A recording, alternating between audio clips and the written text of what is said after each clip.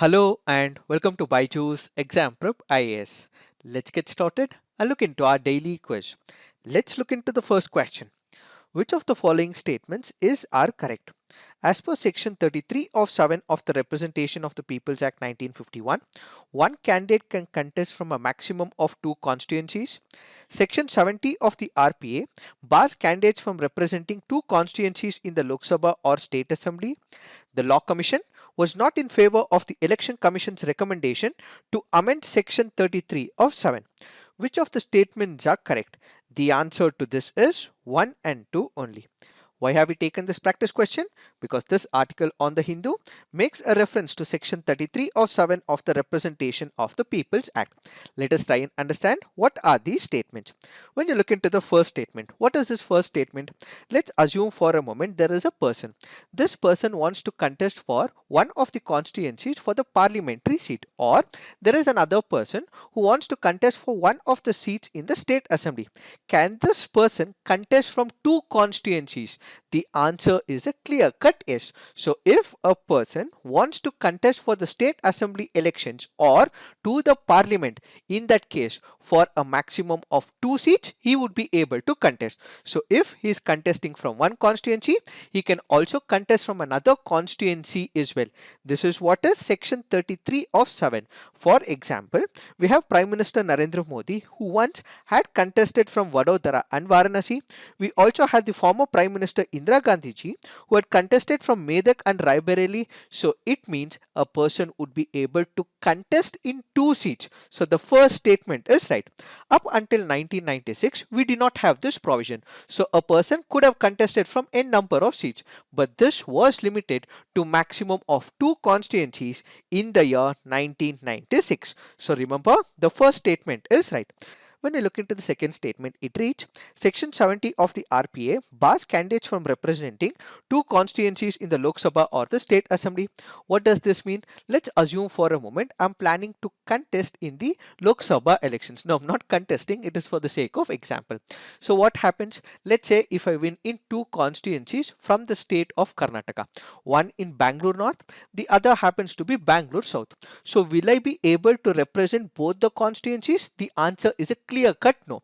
I have to select one among these two constituencies and ultimately I would be able to represent only one constituency. Section 70 clearly says even if the person wins in both the constituencies, he would be able to represent only one constituency in the Lok Sabha in the parliament and not both the constituencies. So section 70 is also right. So the first and the second statements are right. When you look into the third statement is wrong. That is because the Law Commission was also in favor of the Election Commission's recommendation to amend Section 33 of 7. In fact, in number of situations in the past, we also had the Election Commission which had recommended and also asked the political parties, in fact the Supreme Court as well, to amend this section of 33 so that it is only one constituency and not two constituencies. Why Election Commission came up with this particular proposal? That is because there is wastage of money, because after this person selects one of the constituency, the other constituency will go for the by elections. So there is wastage of money, and at the same time there is wastage of time for the people, because they again will have to come up and vote in the by elections as well.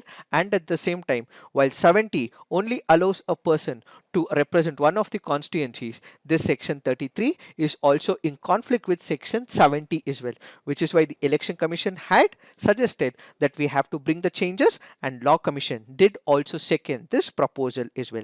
And now we have the Supreme Court of India, which has said that it would not want to accept the petition that has been filed by the petitioner, primarily because this happens to be a legislative business, this happens to be a parliamentary business. It is they who have to decide, and the Supreme Court will not interfere when it comes to such petitions, said the Supreme Court of India. Now let's look into the next practice question. With respect to Narcotic Drugs and Psychotropic Substances Act of 1985, which of the following statements are correct? The Act extends to whole of India and it applies also to the Indian citizens outside India. Central Bureau of Investigation helps in the implementation of countermeasures against illicit traffic under the various international conventions. Which of the statements are correct? The answer to this is one only. Why have we taken this practice question? Because this article on the Hindu makes a reference to the NDPS Act. which is why we have taken this practice question. When you look into the first statement, the act extends to the whole of India and it applies also to the Indian citizens outside India. What do we mean by it? When it comes to the NDPS Act, let's say for example there is a person. This person is caught with, let's say, a drug which is prohibited under the NDPS Act. When it comes to the NDPS Act, we have something called as the small quantity. We also have something called as the commercial quantity. Small quantities and commercial quantities are defined under the NDPS Act. So what if there is a person who is engaged in having or possessing commercial quantity? He is an Indian, but now he is currently in United States of America or in United Kingdom or in Canada. Will this person be culpable under the Indian laws? Yes. He, being a citizen of India, even if he is present in any other country, any foreign country, he will be held accountable, he will be held liable, and he can be penalized as well. So whether he is in India or he is in foreign country, if he is a citizen of India, he will still be culpable, can be thrown behind bars as per the NDPS Act. So the first statement is right. It does not matter whether he is in India or in foreign country. If he is a citizen of India, if he is caught with some drug which is barred under or prohibited under the NDPS Act, he can still be punished. So the first statement is right. When you look into the second statement, it is not the Central Bureau of Investigation, but remember, it happens to be the Narcotics Control Bureau.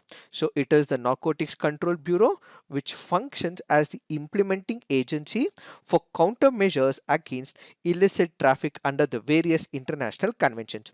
What are the functions of the Narcotics Control Bureau? Coordination of actions by various officers, state governments and other authorities, implementation of obligation in respect of countermeasures, assistance to concerned authorities in foreign countries and international organizations, coordination of actions taken by other concerned ministries, departments, organizations in respect of matters relating to drug abuse. As part of the assignment, you have to put on the comment section. We have one of the directive principles of the state policy, which also asks the state to prevent drug abuse or drug related issues. Which is this directive principle of state policy? Which is this article? Please put it on the comment section. We also have another operation that was undertaken by Narcotics Control Bureau called as Operation Trance. So what is this Operation Trance? Please put it on the comment section. Now, as we speak about Narcotics Control Bureau, it helps in collection and dissemination of intelligence.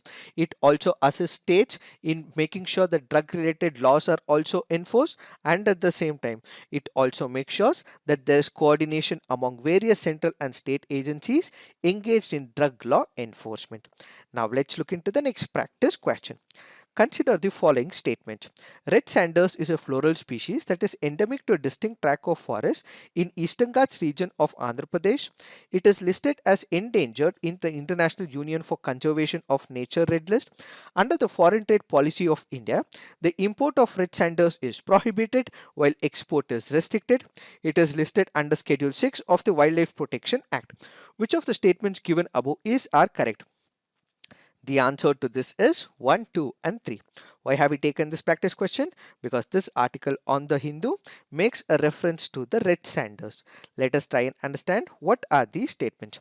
When you look into the fourth statement, it makes a reference about Schedule 6. So remember, it is placed under Schedule 4 of the Wildlife Protection Act and it is not Schedule 6. So if we look into the fourth statement, it is wrong. It is not Schedule 6, but instead it is Schedule 4. Yes, under the foreign trade policy of India, the import of red sanders is prohibited while export is restricted. It is correct. It is listed as endangered. Now, if you look into the red list, yes, it is listed as endangered. So, second statement is also right. And yes, red sanders is a floral species that is endemic to Eastern Ghats. So, remember, it is not Western Ghats, but it is in the southern Eastern Ghats. And do remember, this wood is not aromatic and this is known for its rich hue and therapeutic properties, and that is why it is exported to countries like China, Japan, so on and so forth. It has medicinal properties. It is also used in making furniture, woodcraft and musical instruments. Now let's look into the next practice question. With respect to Enhanced Defense Cooperation Agreement, which of the following statements are correct? It is an agreement between United States and South Korea. The agreement commits the two countries to provide mutual aid if either faces external armed attack and allows the United States to station military forces in South Korea. Which of the statements are correct? The answer to this is none. Why have we taken this practice question? Because this article on the Hindu makes a reference to the Enhanced Defense Cooperation Agreement, which is why we have taken this practice question. When you look into the first statement, it is an agreement between United States and South Korea. No, this is an agreement between United States of America and Philippines. So the first statement is wrong. Since the first statement is wrong, naturally the second statement also becomes wrong because there is mention of South Korea. So it is not South Korea, but instead it is Philippines. So the first statement and the second statement both are wrong, which is why the answer to this would be none. So if we are speaking about Enhanced Defense Cooperation Agreement, this is basically one of the agreement which was created to bolster the USA and Philippines alliance. It supports combined training, exercises, interoperability between both the forces of Philippines as well as United States of America. And at the same time, as part of this Enhanced Defense Cooperation Agreement, what would happen? There would be number of locations which have been accepted mutually by Philippines as well as United States of America. So United States of America would be able to access these locations in Philippines. So US forces would be able to access these locations on a rotational basis. So they would be able to go up to that particular place and also use this place as well. But do remember, nuclear weapons are not allowed under this particular agreement, and at the same time, whatever bases are constructed in Philippines will be under the control of the Philippine military. These are some of the important aspects of the Enhanced Defense Cooperation Agreement. And do note, this article also makes a mention of island of Luzon. So you can also have a question which says island of Luzon was recently in news, is part of which country? So island of Luzon happens to be part of Philippines. Then there is mention of island of Palawan as well. And this island of Palawan is once again part of Philippines. So remember, what we have is Enhanced Defense Cooperation Agreement between United States of America and Philippines. And another link article to this is the US is also opening an embassy in Solomon Islands. Why are these two articles linked? That is because both are in reference to countering the hegemony of China in South China Sea. Now let's look into the next practice question. Which one of the following cities does not have the same clock time as that of the other three cities at any given instant? London, Lisbon, Accra, Addis Ababa. The answer to this is Addis Ababa, which is in Ethiopia.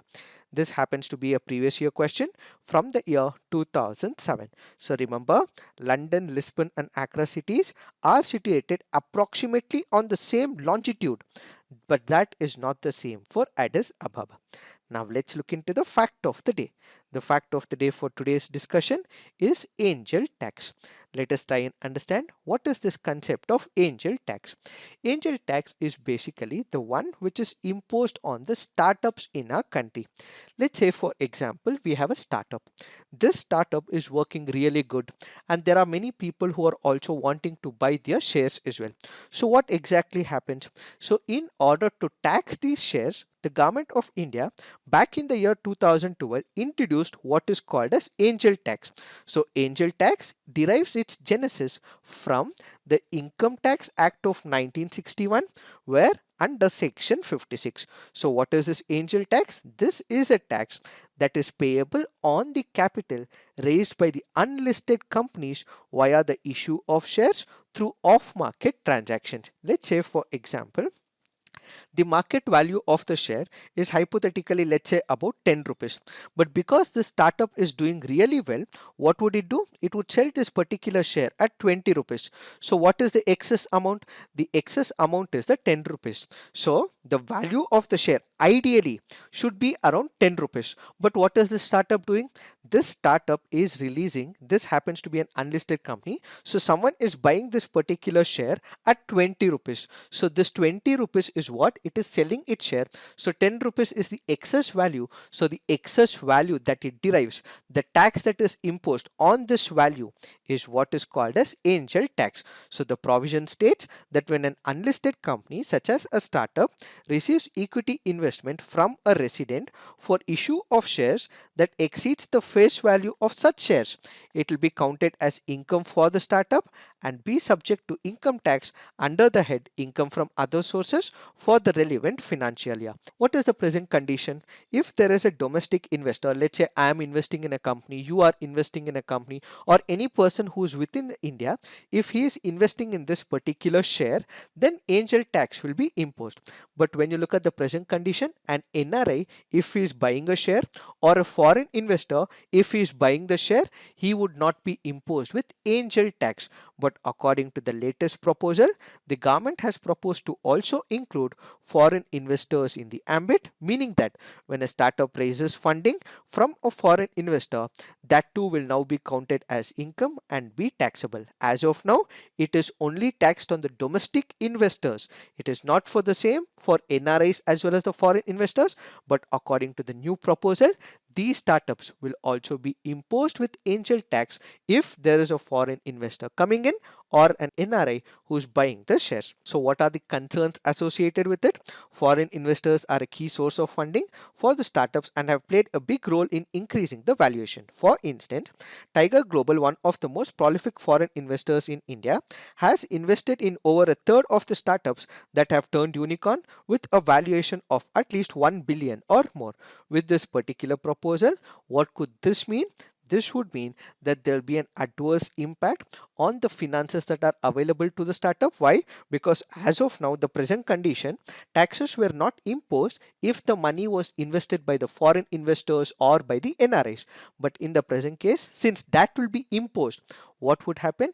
These startups would have less money, and at the same time, since they would have less money, they would look at alternative options. They may leave India and also start operating in some other country as well. So this could be bad for India, as some of the concerns voiced under this article. It is this that we have to understand with respect to this topic. So this is it for today. Thank you for watching. All the best.